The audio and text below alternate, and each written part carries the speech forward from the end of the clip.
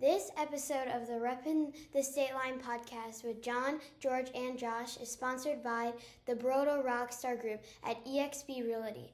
The home buying process is stressful, especially when it's your first time. The Brodo Rockstar Group is committed to giving you a stress-free experience while guiding you through the process from getting approved for a loan to getting the keys on closing day. Let their team treat you like a rock star.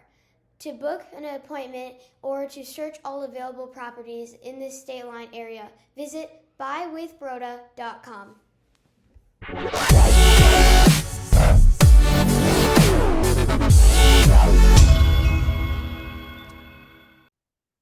We're back, all baby.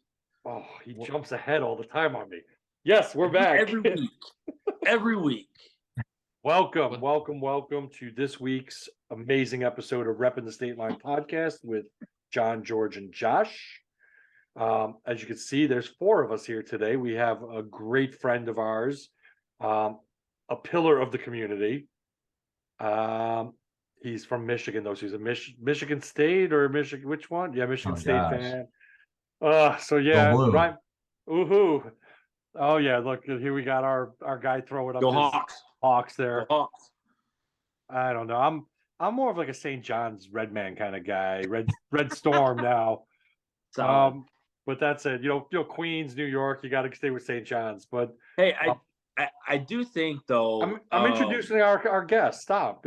I know, but before we introduce them, I think it's crucial. Sorry, Ryan. I think it's crucial to say thank you to everybody that has listened to our storm video that we had. We've had a lot of people reach out, and a lot of people started getting interested in what we have been doing here at Reppin the Stateline podcast with John, George, and Josh. So from all of us, we do want to say thank you so much for listening, calling us, asking questions, allowing us to point you guys in the right direction. It really does mean a lot, and that's why we're here. So I wasn't trying to steal Ryan's thunder. I just think that was a huge thing that we needed to point out right away. No problem. I do appreciate that. And yes, thank you, everyone. You guys have been amazing. The outreach of people that have reached out just asking, how do I go about doing a claim where it's not going to mess up my insurance now, has been just enough. And just thank you, everyone. But back to our guest, Ryan Monette. Let's see here. You were board of directors for the Stateline Chamber of Commerce. You were past president of the Stateline Chamber of Commerce. You are now on the board for the Rockford Public Library. Is that correct? Rockford Public Library Foundation. You're on the board there. You are one of the top advisors at Savant Wealth Management right here in Rockford. And you're also one of our good friends. Ryan Monette, welcome to the program today. Wow, thank you very much. I appreciate it. So, George, do you have anything, or did you freeze? I don't know what happened. No, I'm here. I'm listening. I mean, you guys are just rolling with it. So, well, sorry, we don't want to we got to keep George going. Josh had to step in right away because he didn't want me to bring up the Big Ten championship this past year between the Wolverines and the Hawkeyes. So, hey, go Hawks, baby. Hawks. Yeah. Dude, the Hawkeyes had like the world's worst offense I've ever seen in college football history this last year.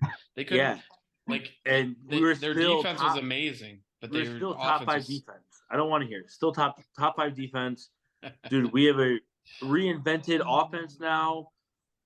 Sure. You guys better watch out. And their girls basketball, basketball team did a phenomenal job this year, dude. Runners up. But I mean the Hawkeyes do have a good football program, but they are 12-40-4 against the Wolverines all time. So that's you did stat. Somebody anyone out there fact check that? I will have that. Yes, we will fact check and make sure that's in the comments. Good. Wow. So before we get off the rails on our podcast, we always kick it off by what we did this past week since we last aired our episode from last week. Last week was a good one. The Wings episode. Let's start with you, John. What did you do this weekend? Oh no, what did I do this weekend? Well, what was this weekend? It was the 15th. Yeah. Yeah. I did not much of anything. I It was actually a We- beautiful weekend. So we sat out on the deck this time. We didn't travel anywhere. We didn't go anywhere. Was that my- was this the weekend that you sent us the video of you serenading us in your emoji? That Yes. was- Yes. That Wait, was so awesome. you guys decide to sit at home and drink the 14 cases of wine that you have just sitting Yes. there Yes. instead We of going out decided and buying another case of wine? We Time to buy decided- some more wine. we have to go buy more wine. But yes, on occasion, it's a lot nicer to just sit here and enjoy the home that we worked so hard to build. So we Less have the missing beautiful trees back- in the backyard. Yes, the missing trees have been it's horrible. I need to come up with some kind of like sunshade now because those trees used to block, and now at a certain time of the day, the sun is just beating on there, and you can't sit there. I wonder if Jenny could print you a tree background that you could hang. Like, I'll have her like a green take a screen? picture of the woods, and then we'll Yeah. have somebody put it on onto a screen that I hang Yeah. up so it looks like they were but yeah, we had the fire pit running, got some pizzas and just drank some wine and sat outside and just enjoyed it. So it was not a crazy day. But this week it's gonna be nuts. We have prom for Hananiga High Uh-oh. School, and my daughter's going to prom. So yep, it's gonna be fun. She technically finished high school in February, but she's not graduated until they walk down the aisle in May. So she's working and hanging out and going to prom. And I just can't believe you guys will know this eventually with your daughters. They're all younger, but she put on her prom dress and I'm like, oh my God, when did you become an adult? I mean, it's like, and I'm thinking like wedding down the road and other stuff, and it's just freaking me out. So, but yeah, she looks amazing. Her boyfriend, James, is taking her, and he's a great guy. So he's working hard, got a bright future ahead of him. So I'm excited for the two of them. Well, congratulations. That's all we got That's going cool. on. How about you guys? What did I do this weekend?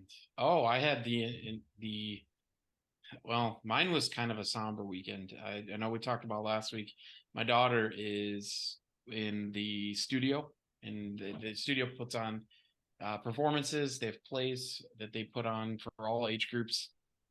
And this one, I was so proud of her. She went to every practice, didn't complain, got up, 6 o'clock, going to school, had practice from 6 to 8 p.m. every day this last week. And she performed on Friday, Saturday. And Friday, nobody went to her performance other than like her parents. But all the family, friends, everybody had tickets for Saturday's performance. Saturday morning, she wakes up sick and vomiting and fever, missed the performance. So she was devastated. It was a rough weekend. Turns out that she's got strep and another virus that we're learning about today. We're still waiting on news. So it was a stressful weekend, a bummer, disappointing weekend. What was supposed to be an amazing weekend celebrating her performance turned out to be us sitting at home. It's horrible. But yeah, that was my weekend. So shout out to the studio, man. They put on phenomenal programs. Really get kids some kids love sports, and there's a lot of sport things. Some kids love theater, and this is it. My daughter's What studio is it, absolutely- George? It's the studio here in Rockford. It's called the Studio. It's down by Cherry Valley, is their location. And I believe it is, it's just called the Studio Rockford is the name of it. And they have all age groups, and they have auditions first. They do callbacks. And then if they get a part, then they have practice that start off usually as, 2 or 3 a week. And then the week of the show, it becomes a daily dress rehearsals, the whole bit. And it's really, they love it. So she's already excited, signing up for Moana's the next one that they're doing. And she's definitely doing it because she missed this one. So Awesome. that was my weekend. How about you, Josh? Oh, my weekend was interesting. And it might be an unpopular opinion, right? But I was in New Orleans, and I don't know if I'll ever go back. That place is a crapshoot. Okay. It's not like the state line here. We're so awesome. No, I went for a bachelor party. We had a lot of fun. There was 14 of us. The problem was it's really dirty. It smells like urine. There's homeless people everywhere. Our group was so large that like we could barely ever do anything together, if that makes sense. Like we could never all go out to eat together. We could never do it. It was just, and I don't know if it was just because our group was so big or what, but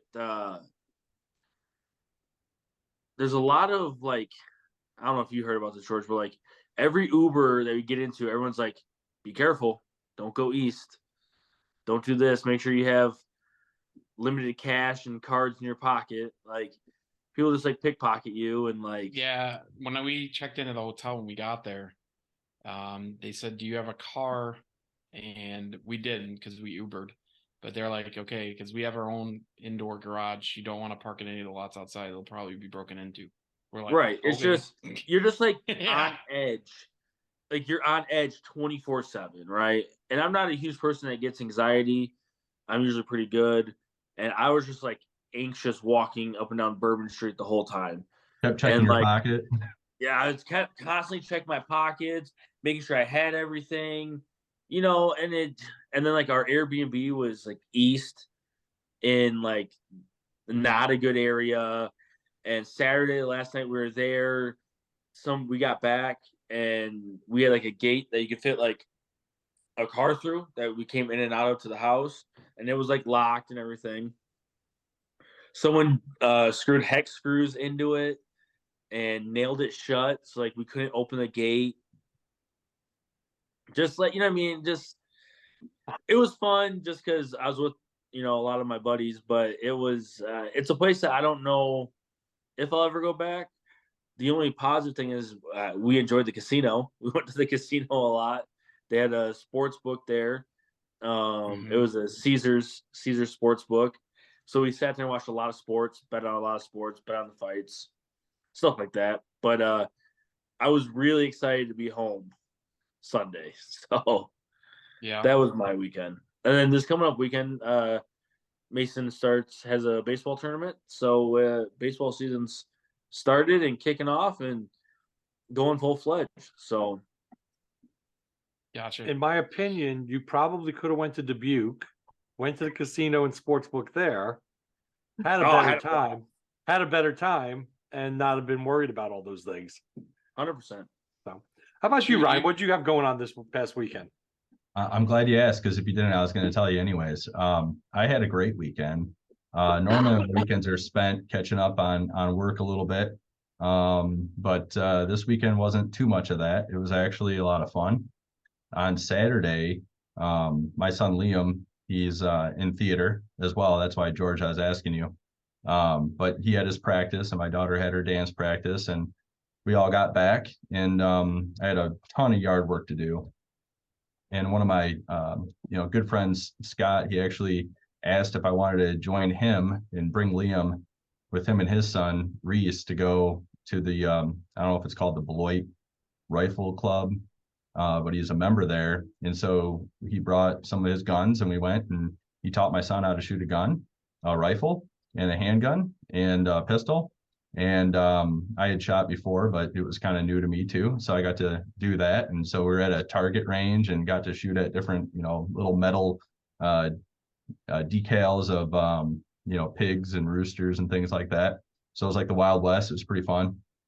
And then we came back and went to my house, and I told him, well, I still have my yard work to do, so come on over and help me. And then we started off by lighting my forest on fire. And so you guys know we have 3 acres of forest, and there's a ton of leaves on the ground. So we just said, let's just start here. And we lit it on fire, and we just watched it spread, and we were careful. We had rakes and beer, and made sure that nothing bad would happen. And so so we did that. We stood outside, and then we ordered Chinese food, and his wife Adriana and daughter Amelia came over, and we had a nice little time with the kids playing and eating and spending some time. Like the 3 of you guys get together on occasion, and obviously outside of this group you have good friendships, and so that's what we did. That's Where'd you get awesome. Chinese from? What's that? Where'd you get the Chinese food from? You know what? They ordered it. I picked up the tab this weekend, but I think it was from, oh geez, I feel bad not repping the state line, but it's from the Chinese restaurant, I believe off Prairie Hill, by the South Beloit High School across the street. Okay, Happy Walk. I think so. Yeah, that's And where we go all the time. yeah, it was great. Scott actually said, "Oh, I always get this one thing," and I couldn't tell you what it is. And I said, "Well, get me that too," and it was excellent. So we had a hodgepodge of different things: the orange chicken, of course, crab ragoons and things like that. But yeah, the food was great. So there you go, repping the state line. Yep. One of the owners there, it was funny. We ordered Chinese food from Happy Walk maybe 3-4 weeks ago, and I went in and picked it up.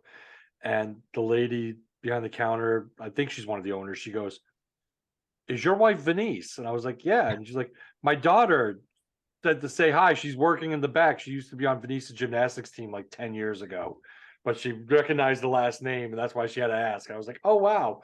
She's like, "Yeah, tell Venice we said hello. We miss her." I was like, "Okay." So yeah, they're just great people. I mean, that location has been there forever, and it's a staple of South Beloit. And that's where we go. We drive all the way over there to get Chinese food. So Yeah, every I time don't know, we man. that's where You're we go. right. You're right next to probably some of the best Chinese food in town. I Who? don't know why. Huh? Who? China Which- Palace. Well, I've yeah, never if I'm been to gonna, China Palace. I go to China Palace if I'm gonna go have a sit down at the restaurant and eat there, because that's right next to Mactown. Oh And God. it's really You ever good. had China Palace, Ryan?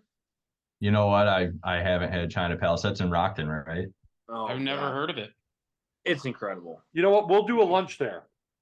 There you Alright. It's go, incredible. George. We will do lunch Deal. there so George can experience it. And Ryan, Deal. you're welcome to join us for that lunching. Send me the text message. I'll join the group. All right. So we got Ryan here today. You're with Savant Wealth Management. So you're financial planner, correct? And Yeah. you help, like, so in a nutshell, for people that don't know what you do, what do you do? Yeah, I guess at the highest level, really what I look to do is get to know people, kind of figure out what their vision is for the future, no matter how far out that is, what their age is, if it's they're young professionals, how far out that might be, or if they're, getting ready to retire or in retirement, might not have that much in front of them as they do behind them. So, but still, nonetheless, we all have goals as individuals and families. So, my primary responsibility is to identify and help figure out what those goals are, and look at look at their financial plan, look at different areas of their life, whether it's life insurance, their estate plan, maybe they're planning for education for a kid or grandkid. I'll look at their debt, I'll look at their tax situation, review their investments. And so, my primary objective is, at the end of the day, try to, take advantage of any opportunities that exist in their financial life, try to reduce any risks, eliminate any dangers that might take place when you look at what I call the 10 key areas of financial planning. And that's essentially, in a nutshell, what I do. And then it's, once you, kind of build the plan, then you have to monitor it regularly, because life changes. That throws us curveballs.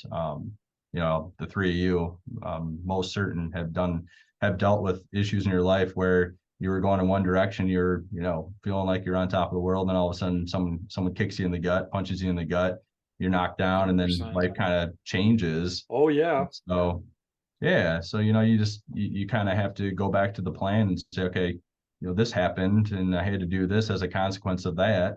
How do I get back on track now? And that's why, people in the community, hire a company like Savant, not only to stay on top of things, the laws, for example, all it takes nowadays is Congress to get together and sign a document to change the tax rules or the estate laws, and stay on top of that stuff, but also just to meet regularly with our clients, to stay in front of them and make sure that if there is one of those significant changes, that we're, adapting to what's going on in front of us and pivoting and changing the plan, so that, at the end of the day, it's still as close to a straight line for you to get to your goals, rather than some kind of, curvy line that's going to take you much longer. All right. So a lot of people I know think you need to be at a certain place to talk to somebody like you. So you talk to anybody, though. It doesn't matter. Like, you don't need to have like a ton of money to invest, like, to get advice from somebody, correct? Like, how does it go? How does it go about, like, if somebody says, "All right, I I'm newly married or just had a kid or we're just starting our lives out, that'd be like the top person to start talking to start planning for that future, correct? Yeah, absolutely. I just had someone reach out today that's in that situation. Married, I think about 2 years or less. I think at least one child at this moment, and yeah, they want to meet and talk. And it kind of came about because I met with actually their sibling, and who was also a young professional. And yeah, I mean, I guess to answer your first question, it's I talk with everybody because good, bad, or indifferent. I don't really think about who I'm meeting with as an opportunity to make money. I look at it as an opportunity to help somebody. I mean, just being so Right. vested in the community that you do things out of the kindness of your heart because you feel like it's the right thing to do. George, you and Josh, you guys have skill sets that a lot of people don't have. And so for you to share that, and provide that value, whether you're going to get something out of it or not, kind of call it the duty that we have. And so I look at it similarly. It's the duty. I have a skill set that not a lot of people have. It's not rocket science. People can go out and get this skill set and they can study hard to be on top of their game and have it. But they have other priorities in life. They have different specialties that they're interested in. And so, this is my skill set. So this is what I do to go out and help people in the community. And sometimes I am rewarded by that, not only through relationships but also through having clients hire me to be their personal financial advisor and financial planner. But I guess getting back to the original question, yeah, I meet with anybody. Sometimes it doesn't turn into a relationship because we do have minimums here at Savant as far as starting off with an actual relationship. But I was sharing with you before we started recording today, I took an opportunity for the first hour or the last hour before this to reach out to 4 to 7 different people that I've met with in the past over the last couple of years and just said, hey, it's time to reconnect. None of them are clients, but the young professionals, and I want to see them become successful. And I think it's great working with retirees. I love it. I got a lot of retirees as clients who built a lot of wealth. But I also think it's fun working with young professionals because in a way, like the four of us here, like we have a vested interest in wanting to see each other be successful. And not because we're friends, but outside of friendships, like when you see someone else that's in the same stage of life as you are, like you want them, you're kind of rooting for them, Right. because just like you want them rooting for you. So working with young professionals, I think is a little bit more exciting in my opinion, just because again, you get to almost see more of their success over their lifetimes rather than a retiree who also gets a lot of value from us, but you don't get to see as much of that success because they've already demonstrated that through just hard work and savings and earnings and things like that. All right. Well, thank you. Fair enough.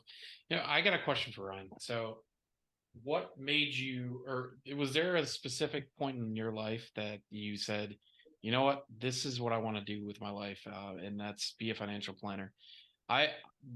I'm now 40, as everybody knows, because of our 30, 40, 50 season.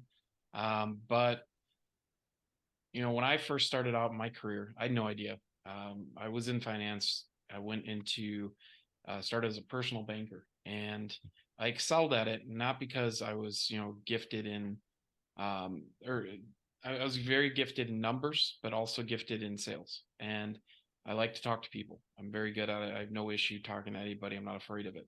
And a lot of people don't have that skill set. And once I got to the top of when I was at JP Morgan Chase at the top of the what do they call it, President's Club, I pretty much had every facet of banking come to me and ask if I wanted to be a financial advisor, a business banker, branch manager, mortgage broker.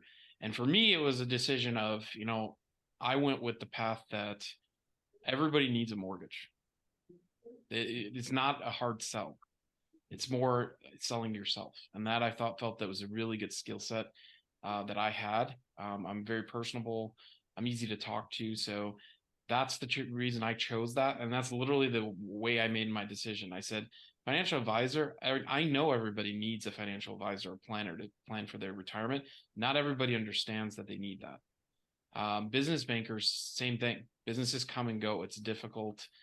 You don't really get to build many relationships when businesses are coming and going. And branch manager, I didn't want that responsibility. I chose my passion, which was the mortgage world, because I think that it's something everybody pretty much needs. That I don't have to sell somebody on a mortgage. It's more, do you want to work with me or not? So I want to hear. What was the question?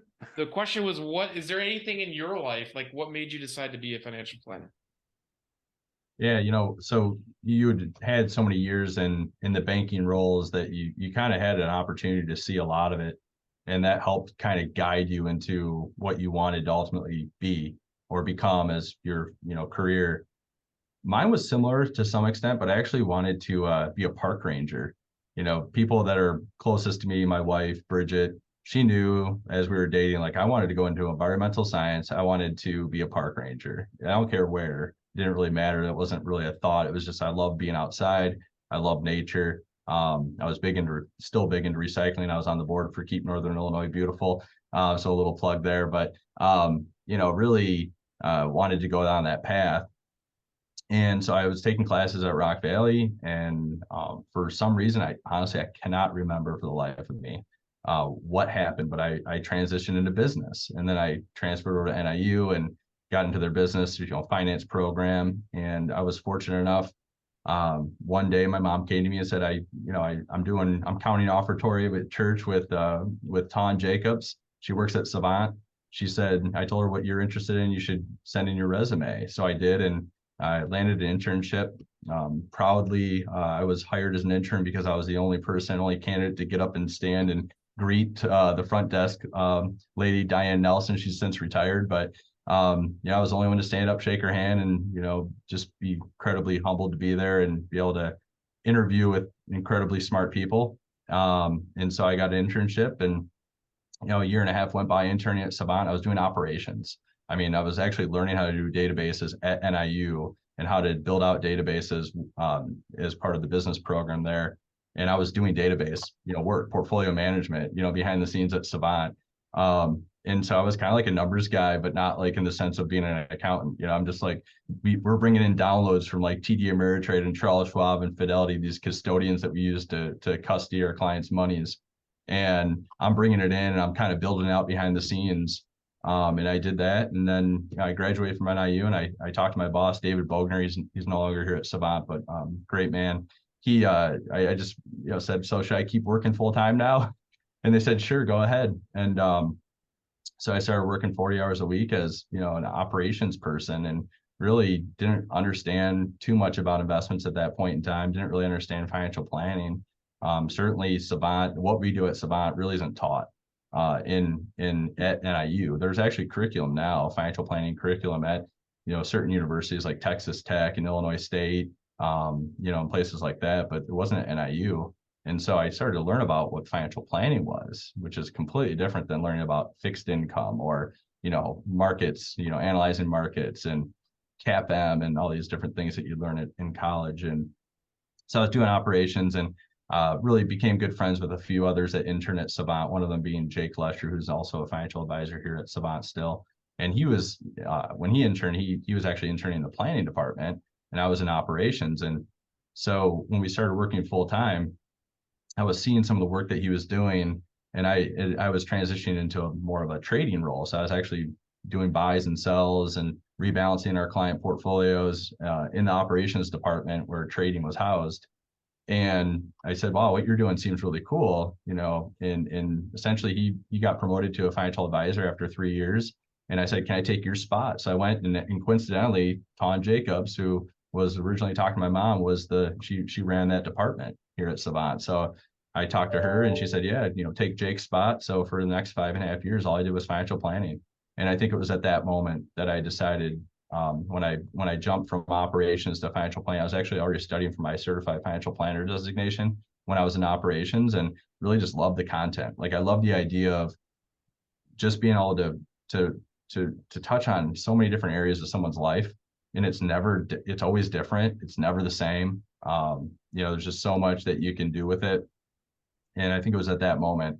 And then I started going into client meetings and doing presentations on retirement projections, life insurance analysis, estate planning, whatever it was. I was going in, and the advisors would bring me in, and they'd say, well, here's so-and-so client, Ryan's here today to present this one, this one financial planning presentation. And I did this for 5.5 years where I'd get to meet the clients.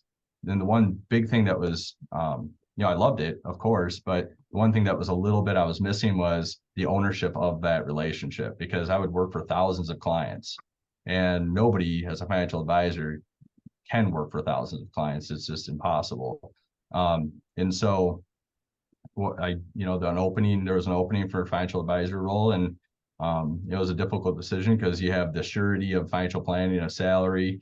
You kind of know what you know, and I took a leap of faith to go into financial, being a financial advisor, which is still financial planning, and but you have to learn about the markets now. You got to talk about in the investment portfolio, and you have to actually be the lead advisor, and you have to tell clients good news and bad news, and and there's a lot more pressure. You actually have to find new clients, right? You have a goal to go out and find new people to help, and so it was a little scary, but in working with the advisors for 5.5 years, being their kind of primary planner for some of our highest net worth clients in Rockford, they told me, go for it, man. Like you'll be good. You'll be fine. We've seen you with these clients in these rooms, over the last 5.5 years, you're going to be fine. So I jumped into it at that moment, and it's really been no turning back. I've been an advisor now for 9 years, with Savant 16. And I'm a team leader now. So I actually manage a group of people here at Savant, other advisors, which is really neat.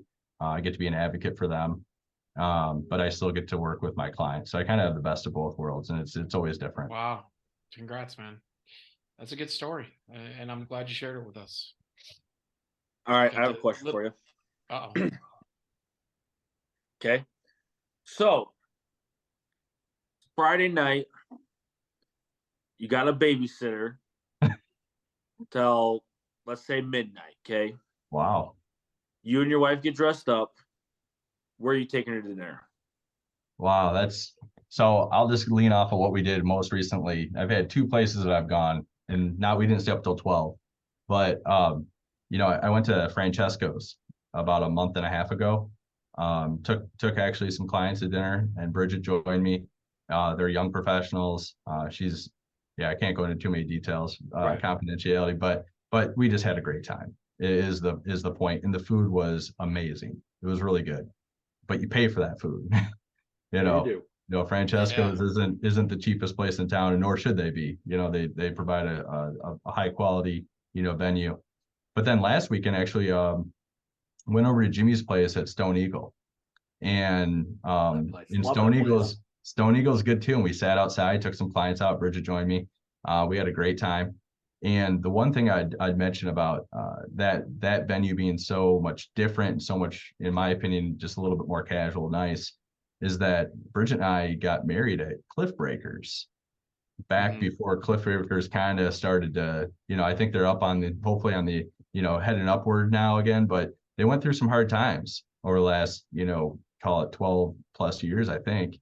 But before they did, it was a great venue. We had a wonderful wedding there. I think Jimmy might have owned it or operated it at one point, if I recall correctly. And he did a lot of the food operations there. So for the venues, they ran the kitchen, they ran the restaurant there. That's how it was. Okay. Yeah. So, but anyway, so I guess to answer your question, Josh, which, I'd say, just from experience the last couple months, one of those 2 places would be fine. But obviously, I also like G5. I think G5 is cool. G5 Big is an G5. underrated place. Yeah. Their chicken wings at G5 are. I don't they're get good. there enough. I always forget to go there. Same. Yeah. They're kind of, it's a great location, but it's also one that you can forget because, it's just kind of off that service road, but it's a great location overlooking, up on a hill a little bit. Sitting outside, you got the fire pit out there, so it's nice. Outdoor area. I will tell you though, Ryan, you mentioned 2 of my most favorite places in town. So Benny over at Francesco's does a phenomenal job. And me and Venice will go sometimes and just sit in their bar area. They have a couple of spots where they got the comfortable chairs at a low table. Yeah. And we'll get a bottle of wine and we'll order a pizza and just sit there and just take in everything going on in the place. So you could go there and not have a real expensive night too. It doesn't have to be a crazy night, but if you go sit down in the dining room, the food is amazing. And Jimmy's is our go-to place. We go to Stone Eagle and sit outside for happy hour all the time. Like once it gets nice out, we can sit outside. The half-price appetizers, great drinks, the outdoors, and he gave me the idea with the shades. So I'm thinking about rigging up what he has on the outside for the sunshades on my back deck now. So he told me where I could buy. He told me where he ordered those shades from. So I'm looking into it for a residential setting now because those things are huge that he has there. It's funny that you talk about Jimmy. My father-in-law actually met my mother-in-law while working for Jimmy, and I want to say it was Cafe Greco. Oh, I don't remember that name, but was that's that where before my time in Rockford? Was that where Joseph's was? Is that where Joseph's was? The 80s? I don't Was know. that downtown? I'm not sure where it was. They just talk about it all the time. And and my father-in-law worked for him for a very long time, so they're really close. We walk into Stone Eagle and Jimmy loses his mind when he sees my in-laws, and next thing you know, everything's at the table. He's sitting down next to us. It's a 3-hour ordeal. Oh yeah. So Jimmy knows how to make friends and how to keep people coming back because he's just so hospitable. I mean, he just naturally enjoys people, and wants them to feel like, just like you explained, he wants you to feel like you're having a great experience. And you were in a good restaurant if you're sitting somewhere and Jimmy's sitting there eating. That happened to us a few weeks back when we were recording one of these episodes. We went to Ernie's Midtown Pub, and Jimmy was there, and Jimmy's sitting at a table having lunch, and it was like, and it's like, all right, so it's good when the other restaurant owners go visit other restaurants. Yeah. So I know Josh over at Lucha Cantina. He goes every Monday to different restaurants. There's a group of restaurant owners that go to each other's restaurants and eat. And so I follow where they're going and say, all right, I'm going to stop there next. And whatever they recommend they tried, I order it because the chefs and the owners, they know the best food. They know the best places to go. So you have to put a tracking device on those cars. Yeah. We should start a Twitter account. Just follows them. Where's Jimmy? Where's Jimmy? Question mark. I do have one last question though for Ryan. Peanut or plain M&Ms? Peanut, because you get a little bit of extra healthiness there. No. Plain. Yes. Plain. I'm telling you guys. All right. Plain M&Ms. And we're not calling anybody out, but Shogun or JMK Nippons? Oh yes. I've been to JMK way more times, and I'll admit my family loves going. We try to go for birthdays. But I'll say Shogun, and here's why. I have a client, but he's becoming a good friend. He's been to sushi restaurants in Chicago. One of his things is going to like 5-star restaurants in Chicago, and he had said that Shogun's sashimi and their sushi was as good as any restaurant in Chicago. And when he told me that, and again, I don't have much experience comparing against Chicago restaurants, but when he told me that, I have to go with Shogun then. And he's taken me to lunch a couple times, and I've had sashimi there, I've had their sushi, and it's very good. Now, I'm not a connoisseur of food, so I couldn't tell you how much better was it than JMK, but it's good. Well, so what we're learning is that if you want amazing sushi, go to Shogun. If you want an amazing atmosphere and time, go to JMK. I would agree with that. I think that's true. Also, I want to commend that everything we've talked about has been local. Not one chain place. Well, you're talking. Good to hear. Well, we are talking to repping somebody that doesn't get around very often, so that's helpful too. Well, you know what though? I agree with that. If I'm going to go out and spend money, I want to go put it back into local business because, every dollar you spend with a local company, like 70 cents of that stays in our community. But when you spend the dollar at a chain, not to say the chains don't have their purpose, but 20 cents on that dollar stays in your local community. So, which one benefits where you live more. That's how I look at it. So Yep. chains have their place, and I love going to a Chili's. You know what I mean? I like going there and getting their Presidente Margarita and the Big Bite burgers, or you know what I mean, their old timer. It's not a bad meal, but it's the same anywhere you go. But spending money with local businesses, I just personally, that's my preference. Agreed. Well, that you kind of form habits around, some of those too. Like, a Saturday morning for me, literally sometimes is like budgeting the checkbook. And then I go to A1 Dry Cleaners right in Roscoe by the McDonald's, behind Mobile. They're attached to Mobile. From there, I go to the USPS because I'm still a guy that writes checks. So I go and get my stamps. From there, I'll go to First National or Stillman Bank to either, get some money out for the weekend, or I might pay my mortgage. So it's, like it's like a little routine. And then lately I've been going to, what is it, Jerry's Auto Parts on the service road there. I've had to get I don't think anyone's ever had to get 3 light bulbs in a row for their car. Like literally 3 have burned out like within a month's period of time. So I've been to Jerry's like 3 times. And the last time I walked in, he goes, did one of the light bulbs break? I'm like, no, it's just, another one on the car. I need a new one. So. And Jerry's is amazing. Like they have everything, or they'll have it within 24 hours. Yeah. And they know always had everything. Well, that and then lately Roscoe, I think it's called Roscoe Pack and Mail. Like, why never really think to go in there because I don't ship anything, but they take your payment for the sticker on your license plate. Yeah. So yeah. Unbelievable. Well, we got a great community here in the Stateline anyway, and we got all these great amenities all the time. Which that's going to segue into what's going on this weekend in the Stateline. Yeah. So, Josh, do you have anything for us? Yesterday when we were at our chamber board meeting, our treasurer works for a local bank here, Rockford Community Bank, and they are having a shred event. I believe it's from 10 to noon, right, George? 10 to noon on Saturday. Yep. Awesome. So bring all your paper to shred. Bring all your shred stuff. And then on Tuesday, next week, Tuesday. So this is airing Friday. So tomorrow's the shred event. Then on Tuesday is their 1-year anniversary. They're having a huge party at the branch location as well. And I'm going to go ahead and call him out, Brent Scott. So if you go to the shred event, you guys have to say hi to Brent Scott and say that we sent you.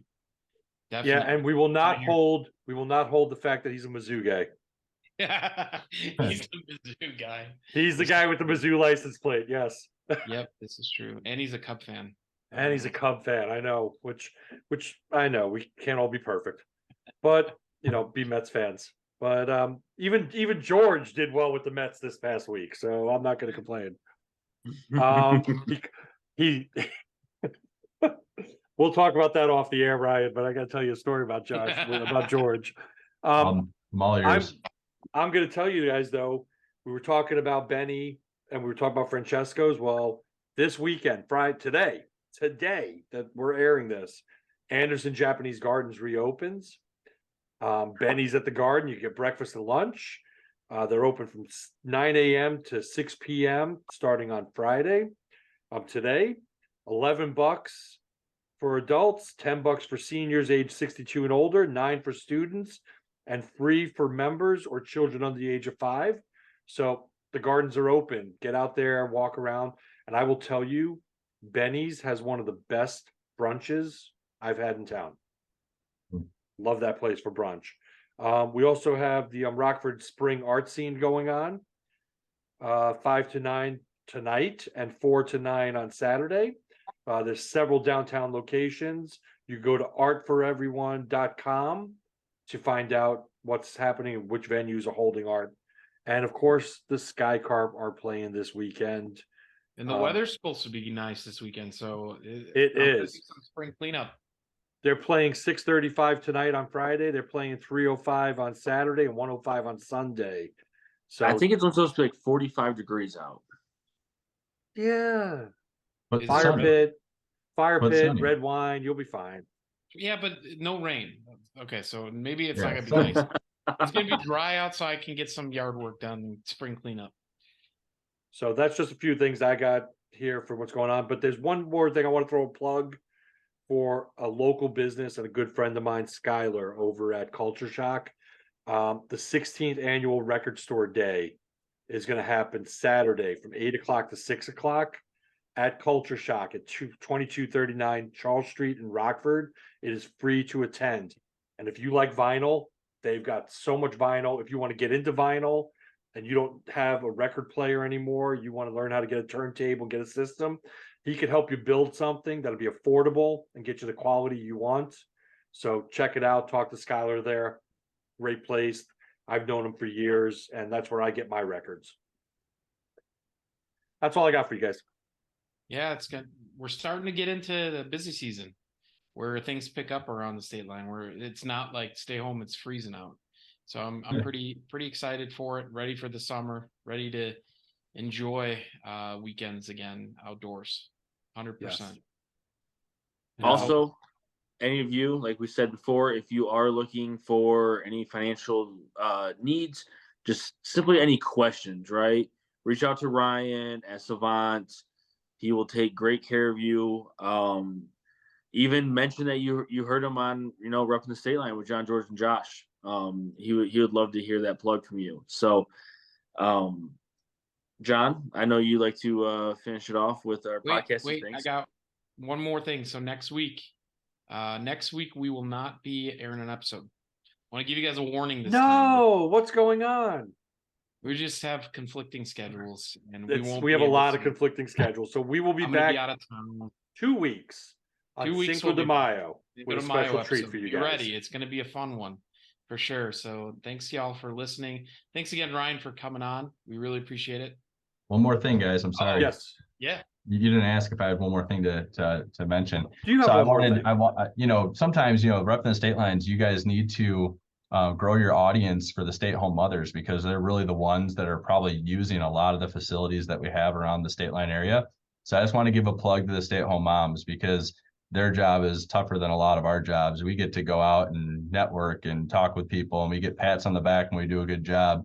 Stay-at-home moms, sometimes it's feels like failure after failure after failure until they finally get a win. So, their job is tough. They deserve our respect. So for all the stay-at-home moms out there, you should listen to the Reppin the State Line, because not only is it going to give you some laughs throughout your day, much needed, especially after a difficult day, if you're managing kids especially. So you need that laugh. You need something to enjoy and look forward to. So watch Reppin the State Lines, because you will definitely get that here. And thank you for all you do, all the hard work. Especially my wife. Ryan. That's a good idea. Maybe we should throw a Reppin the State Line stay-at-home mom appreciation event. Yes. All right, Ryan, you're going to help us with this. Maybe we could. I know a stay-at-home mom that would love to do that. Hey, we could partner with a local coffee place, and they could pick up coffee maybe from a certain time. For moms. Yep. Ooh, we're brewing some ideas. Mother's Day is coming. Yes. Mother's Day is coming. And But, don't forget, you also- forgot to plug. What's coming up for Mother's Day, John? Mother's Day, we have our purse project. Boom! Don't forget about it. So again, guys, we did our purse project sort day the other day. We went through our purses free. I dropped off 3. I know. Well, I got your purses. I want to thank the State Line community, because my goal, I was hoping to hit 100 purses. I've got well over that. And they're amazing purses. We had some of them though, I don't know, I'm not an expert on this stuff, but it's wait, is this a real Prada purse, or is this a fake Prada purse? Is this a real Coach, or is it fake? Because some of us don't know. And I mean, you got a bunch of guys sorting them out, so we don't know. So there's some decent stuff we've found in there. We got a lot of product. Our event is happening on Wednesday next week. All right, this is another reason why we have no episode next week. We have just too much going on. I'm out of town 2 days. You guys are traveling. Work's crazy, but we have this event 3 o'clock to 6 o'clock. Hotel Goodwin, the rooftop bar. Bring a purse and come in. Help us pack purses with product. Have some appetizers. Bring a purse for free admission, or it's $20 at the door. It's open to anyone that wants to network with business people in our community. So come on out. I would love to see you. And if you're not one of the business people and you just heard it on the podcast, find me and say, hey, I heard this on Reppin the Stateline. Here's our donation. I'd love to meet you in person. So thank you for that. Ryan, do you have something else? We already did the one more thing. No? Okay, well, Yeah, no, he already he did had it. his hand up. So I thought he had something else for me. With that, thank you again for listening to Reppin the Stateline podcast with John, George, and Josh. Please See you in follow 2 us. weeks. Please follow us on wherever you listen to podcasts or on YouTube. You find this on Selling the State Line at Home with George, the Mortgage Dad. What is the name of your YouTube channel, George? Mortgage. The Mortgage Dad on YouTube or Selling the State Line. You'll find us where you listen to podcasts. So that's Apple Podcasts, Spotify, Amazon Music. We're everywhere. If you ask Alexa to play us, they'll play us. Do the podcasty things while you're there or the YouTubey things, and like, share, and subscribe. And until that, we will all see you on Cinco De Mayo. Thanks, guys. Thanks for having me. Take care. Thank you, Ryan, for being here. Deuces.